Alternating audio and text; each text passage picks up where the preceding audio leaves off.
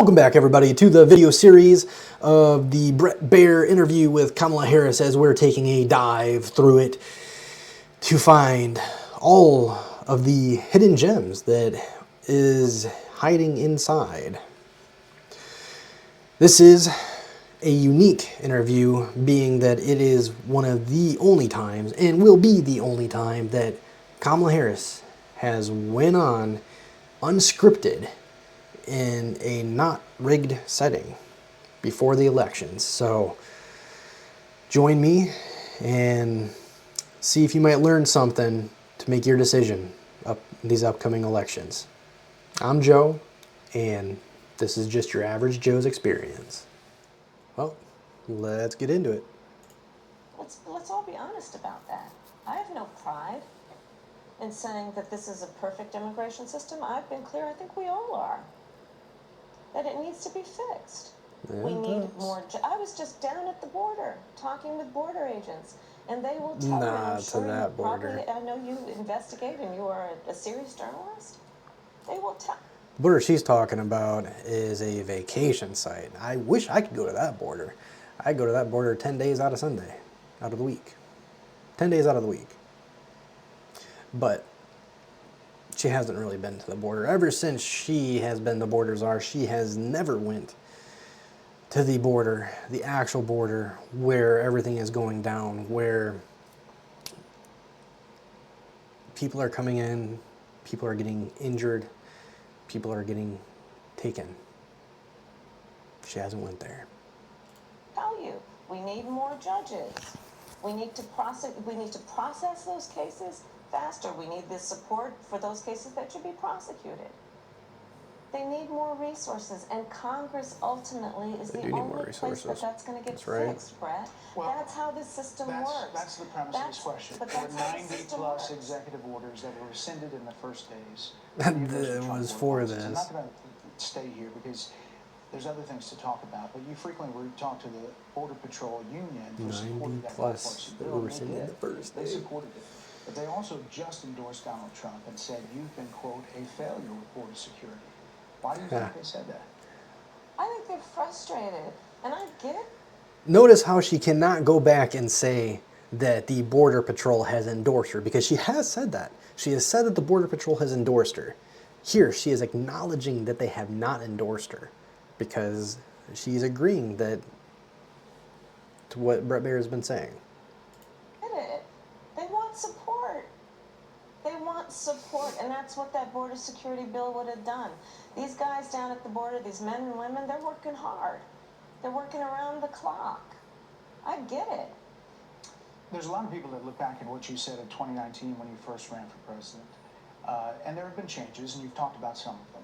When it comes to immigration, you supported allowing immigrants in the country illegally to apply for driver's license, to qualify for free tuition at universities, to be enrolled in free health care. Do you still support those things?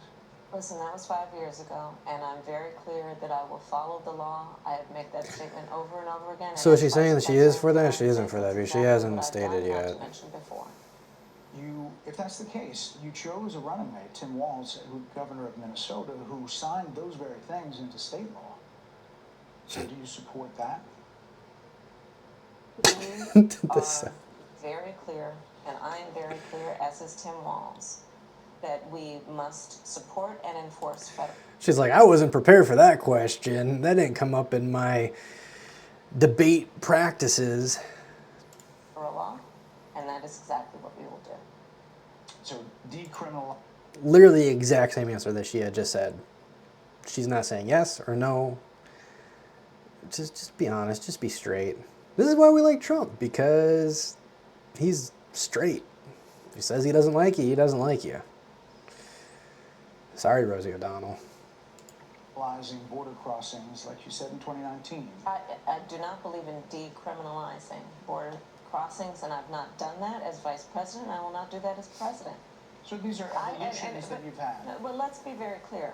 I'm the only person who's running for president who has prosecuted. She's going back to this again. Transnational criminal organizations, from the Sinaloa cartel to the Guadalajara cartel to people who have trafficked in guns, drugs, and human beings. I have spent a significant part of my career going after people who present a threat to the safety of the American people and cross our border with the intent of doing us harm and cross our border illegally. And I will do that work as vice president. I take that work quite seriously. This is Let's go to somebody that can speak on her behalf for the supposed work that she says that she had done. Now, there is somebody that was in the scenes back when, ages ago, with Willie Brown and Montel Williams, when all this was a big publicity thing that, you know, you had, what was that show? Judge Amy or something. There's a lot of, like, I don't know, judge shows. Well, Judge Joe Brown was somebody that was very well known for being in that type of sphere, that he would air his proceedings and hearings and stuff that he presided over. Now, he was in contact with Willie Brown, Montel Williams, these guys. They are related to Kamala Harris. Not in the family way. Let's get into it.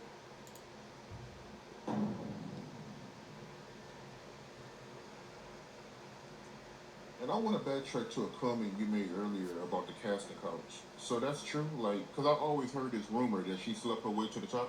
That's true? She did. She's old. She's 60 years old. Look, if you want to find somebody, go online to the LA Times morgue. They used to have it so that for a fee, you could get them to pull articles. They've been reporting on her for 30-some years. She's in her 20s, and Willie Brown took her up as his mistress. There was a medical firm that dealt with San Francisco. He got her a 15-hour-a-week part-time job there, which she never showed up to, according to the Times. But they paid her $72,000 a year for 15 hours a week. And understand, she's in her 20s, which is 30-some years ago. That's big money now. So he got her promoted up, so she did 20 hours a week. Times reported she never showed up, but she got 120 grand a year. So he bought her a 750i BMW, which was the top of the line at the time. So he set her up with all of the connections to get her into politics. The Times did a thing about this thing she had allegedly with an NBA player to get a job with a big law firm, and then a thing they did on her with the assistant director for the district attorney's office to get on with them, and then Montel Williams, and then back to Willie Brown, and then the rest of the whole thing, and she winds up with a Hollywood lawyer type not long before she runs for senator. So this is going on to talk about that basically every job that she had, she didn't have the credentials for starting off. Start there. She didn't even do the work for the job. How is she supposed to build up a career if she doesn't even go to work? I mean, most people that have a corporate job now, if they don't show up for work, they get fired. Why didn't she get fired if she's never showing up to work? If she's never showing up to the position that she had been put in there for? It's literally just a farce to say, here, pad your resume with this, but I'm just going to give you $70,000, $120,000 a year. That's literally all that happened. Notice that the way that she has built up her resume and the experience that she has gained from these positions that she had supposedly done, she has taken with her to the VP position. Ask yourself, what has she done? What has she done as vice president that you can recount? I can almost guarantee you that backtrack 4 months ago, before Biden was forced out, he didn't even want to drop out. Before he was forced out, what did you know about Kamala? What did you know about the vice president that had done anything for the country? She had done nothing. She had been appointed border czar. She does not like to say that she has been, and she doesn't say that, she likes to say that that's not an actual position. Regardless, there's clips of Biden saying that he is appointing Kamala Harris, the vice president, as border czar. She had not done her job. Otherwise, we would not have an existential crisis on our hands that we now have to deal with, that she is talking about because she is forced to talk about it. That is the position that we are in now, due to her lack of experience, to her not knowing how to do anything. She has a lifelong career of politics, but not the politics that you know about, not dealing with foreign affairs, not working on reform as a district attorney. No. She has been in relationship politics. That is the only way that she's gotten anywhere in her life, is by using the relationships to get what she wants. Let's get into it more. Thing is I don't see any case law she made as an attorney or running the district attorney's office in a large city. I don't see in private practice pro bono when she, early years before she got into prosecuting, that made a difference. I don't see any innovation in law that she's responsible for. I don't see any reform of criminal justice that she could have done a whole lot about. I don't see any of that. So what did she do? See a long laundry list, page after page wrong. So I'm not one of these people that is a fan of promoting somebody upstairs. I'm not so much of a fan of promoting people upstairs either. But how do you think she got the position that she's in? Do you think in the 2020 presidential debate, when Biden was debating Harris, do you think that she was even in running for a nominee? No. Out of all of the presidential candidates for the Democrat Party in 2020, she was by far the worst candidate and was basically mocked on stage in the presidential debates. And she couldn't defend herself because she doesn't know how to speak. She doesn't know how to properly defend herself. She just goes around talking nonsense and weaving. She does the Trump weave, but she weaves in nonsense. It doesn't make any sense.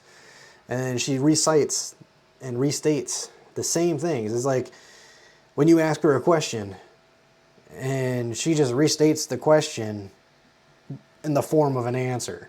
It doesn't make any sense. But this is what she does, and this is how she's gotten where she is. She just acts like she knows and plays relationship politics to get where she needs to be. The whole reason why Biden even chose her as the vice president is strictly due to her skin color, because she looks black. She's not black, she's Indian. But they said we need a black vice president, and she was the only one potentially on the ticket that could have fulfilled that role. So she got a break. But Do you think she like black men? no, I don't think she does. No, she doesn't. I mean, look at it. Most of these women that she locked up for the truancy problems were black women. Damn near everybody she was getting these horribly stiff sentences to as recommendations, they were young black men. What wound up happening, all of these people she withheld information on that could have exculpated them so they wouldn't have been found guilty, they were black men. She was particularly harsh in the way black men got treated when they came through the system that she had prosecutorial preeminence in. You see, she set up no programs to come up with work alternatives. She set up no programs to deal with rehabilitation. She set up no programs to deal with counseling. She set up no programs to offer alternatives to criminality. She just came down hard, hard, hard, and it's like, what did you get from her? You must have had a white client. Yeah, I did. Well, what do your black clients get? Not the same thing as the white ones. And you had enough black attorneys who had white clients to know the difference. Find that kind of crazy, considering that she's running basically on the entire premise that she's black. She's, for starters, she's not even black. Go back to that again. She's not even black. Mom is Indian, and her father is Jamaican. Elon Musk is more black in that sense, being from Africa, than she is. Elon Musk, you didn't know, he's from South Africa. But I do find it kind of crazy that all of these stiff sentences that these black men were getting, almost all, if not at least majority of them, were due to charges for marijuana possession. There's even instances of times of her on talk shows laughing and joking about her smoking marijuana. Shouldn't she then impose the same supposed crackdown of the law on herself? Shouldn't she be in prison for 10, 15, 20 years that she's getting some of these possession charges for? I'm just saying. And it's even crazier is that this whole $100 million for black men startup business owners that she's doing, you look down the policy on that, it's also legalizing marijuana. Straight up legalizing marijuana completely. So if she's saying that she wants to crack down on crime, why did she have all these super stiff sentences for black men that's ruined their lives, and she even blocked out evidence to stop it so that they would get stiffer sentences and stay in longer? Why? I just don't understand. But I guess we'll never understand, because it doesn't make sense. It's not made to make sense. There's a time when voters, especially here in Pennsylvania, are inundated with commercials and ads. They just want it to stop because it's every commercial. But many of them add noise, but a few of them seem to break through. This particular one from the Trump campaign has gotten a lot of attention. Kamala supports taxpayer-funded sex changes for prisoners. Surgery. For prisoners. For prisoners. Every transgender inmate in the prison system would have access. First off, she wants to raise the corporate tax rates, right? Where do you think some of this money is going to go to? Is it going back to you? Or is it going to where businesses are now funding transgender surgeries for inmates? I don't know if you've heard about the stories of the inmates that had stated that they were women in order to get classified into the women prisons, and had raped and done stuff to the women inmates. This is real things that's going on. This is stuff that is not new. Very old information, actually, for the Biden-Harris administration. She's a part of this. So, are you still in support of using taxpayer dollars to help prison inmates or detained illegal aliens to transition to another gender? I will follow the law and... Same answer. Not a yes, not a no, just that she's going to follow the law. So, in that instance, that whatever she is able to get made into a law, she will follow it. If she's able to get made into a law that she is able to nuke the whole world. I don't know. Apparently this fits under her scope of thinking that as long as everything is under the law, then it's fine. There's things that happen that people have ideas for that there didn't need to be a law for in the first place because people didn't have these outlandish ideas. So now you got to make something against an outlandish idea that comes into fruition because it was never thought of needed to be talked about in the first place. It's a law that Donald Trump actually followed. You're probably familiar with, now it's a public report, that under Donald Trump's administration, these surgeries were available on a medical necessity basis to people in the federal prison system. And I think, frankly, that ad from the Trump campaign is a little bit of like throwing, stones when you're living in a glass house. The Trump aides say that he never advocated for that prison policy and no gender transition surgeries you gotta happened take during responsible for what his happened in your presidency. administration. Yeah, no surgeries happened. You gotta take responsibility for what happened in your administration. So, being on the verge of World War III, the Hamas attacks against Israel, the backlash for Israel attacking Hamas, the full-scale war with Ukraine and Russia, Korea invading Taiwan, the mass immigration issues that are ailing the country, the oppressive circumstances of our economy. I mean, you could go on for days. I mean, we got the foreign wars, we got, 10 million border crossings? I mean, yes, it brought in good people. Don't get me wrong there, it brought in good people, but it also brought in people, they were in foreign prisons, some came from mental institutions, some came from known terrorist-celled countries, massive drug influxes, which is also just an ease for more continued drug deals because it's happening on such a grand scale that you have more drugs coming in than what had even happened. Like that, it's just this never-ending cycle. Hundreds of thousands of missing children to become victims of modernized slavery. Hundreds of thousands of people who have died in attempts to cross the borders, farmers, and those that reside on the border that have been open to vandalism, theft, and sexually assaulted and murdered.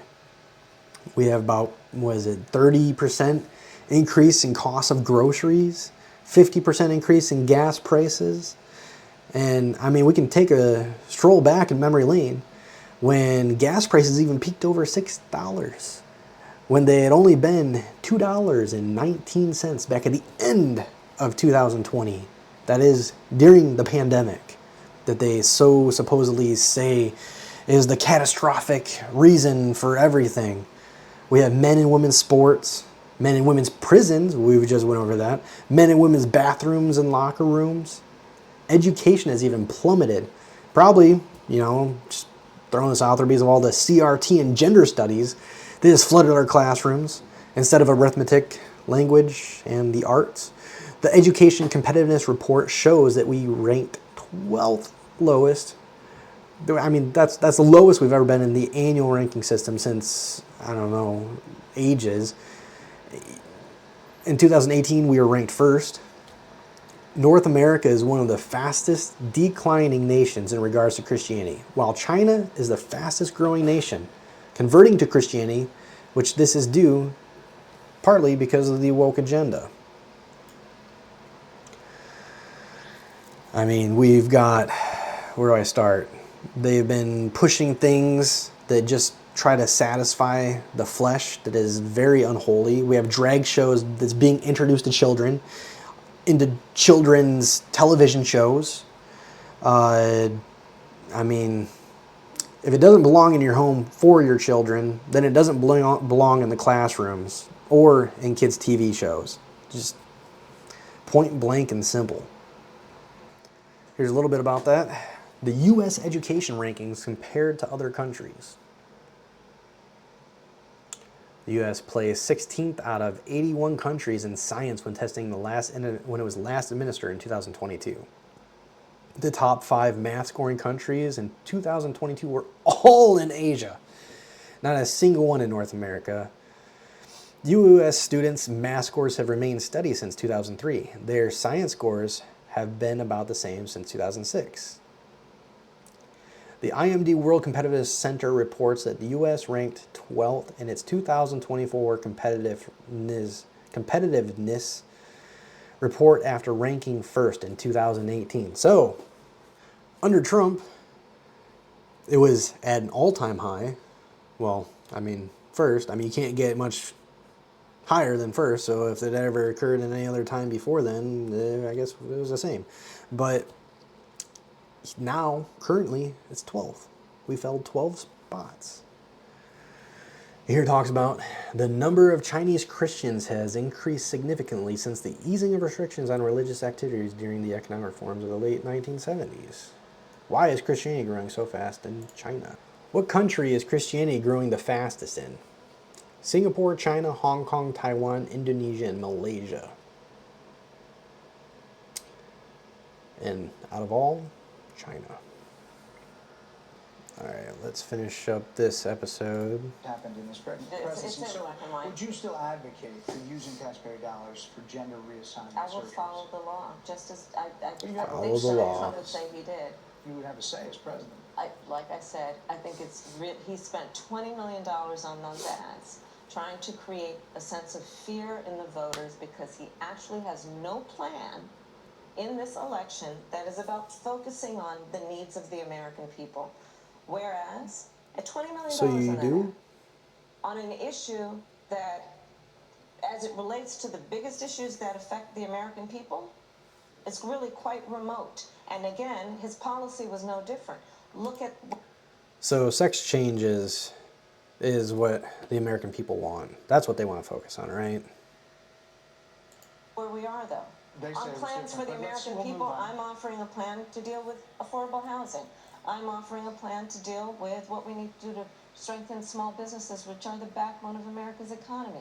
I am offering By a raising plan the that is corporate about tax rate on taking them? care of young parents and giving them the support they need. My plans for the economy will strengthen the economy, as have been reviewed by 16 Nobel laureates, Goldman Sachs, Moody's, and recently the Wall Street Journal, which have all studied our plans and have indicated my plans for our economy would strengthen our economy, his would make them weaker, Why do you would think more ignite people- I mean, half of inflation your and invite policies a have been recession taken by the directly middle of from him. next year. Why Those do are you- the facts. Why do you think more people say Child they tax credit trust was from you him. on the economy than they trust you? I think that when you look at an analysis of our plans for what we would do as President of the United States, it has been clear to those who study and understand how economic policy works that moving forward, because I do believe the American people are ready to turn the page on the divisiveness and the type of rhetoric that has come out of Donald Trump. People are ready to chart a new way forward, and they want a president who has a plan for the future and a plan. So not a copy-paste of what has been for the past 4 years, right? I mean, let's just make that clear. And that is sound and will strengthen our country. My plan for the economy does exactly that. His plan would be again to give tax cuts to billionaires and the biggest corporations in our country and blow up our deficit. It's interesting you said turn the page, Madam Vice President. You were asked on 2 different shows last week. Kamala ends by talking about her plan and how great it is and that Trump's plan is just going to inevitably destroy America. Well, Kamala plans on giving millions of dollars of subsidies, handout to others, funded directly by the people. So, in turn, taking more money from the masses to then redistribute it back to the masses. Makes a lot of sense. Not only will it even benefit directly just the people the money is distributed to, but it has to be used properly in order for the specific category of people to benefit at all. Otherwise, it's just more money that will be taken away from the working class in order to fund others. Possibilities that money is used for some form of ill gain or not really the actual reason it's meant for. Not only may it not even benefit anyone or even benefit a small margin of people for a short time, it will just have a lasting effect that will worsen the economy, causing grocery prices to skyrocket even further and cost of living to grow exponentially and push us further in recession. We are already in a silent recession. The left will not admit it, as it will make them look in bad light. Wages are expected to fall with Kamala Harris's plan. Trump, however, talks in great lengths on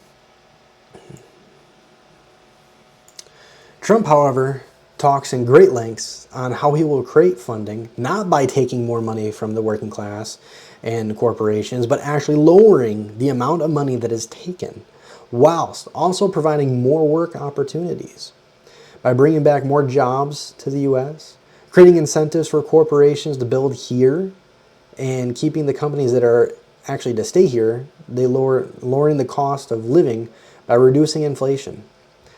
Lowering energy costs, which fuels everything on which society stands on. You need energy to run your businesses, for work, to make food, to transport the food and goods. He also has a credible leg to stand on, as well as he boasted one of the greatest economies that we have yet to see, and also has a record unemployment rate we haven't seen in decades of 3.5%. First of all, we need to end the incentives that is stopping able-bodied people from working. That's a big thing. Reduce the drug epidemic that has flooded our nation, massive narcotics. Those that need help, get the help they need to come clean and overuse of recreational drugs. There needs to be a higher incentive for living a modest life and caring for your fellow neighbor. To refund the police in order to keep our streets clean, so that those in it can thrive. We as a nation need to band together and reflect on our principles and the roots from which we came that built us up into the most powerful nation on this planet. And those roots are founded in God. And those that are against God, there's immoralities that take place. You follow the money, you follow the path of greed. You follow the acts that are of the flesh, whether it's drag shows or normal stuff that is done between male and female. It is not welcome in our classrooms. It is not welcome to be shown to children. They are the backbone of our society. They are the ones that when they get older are going to be running society. And we see this.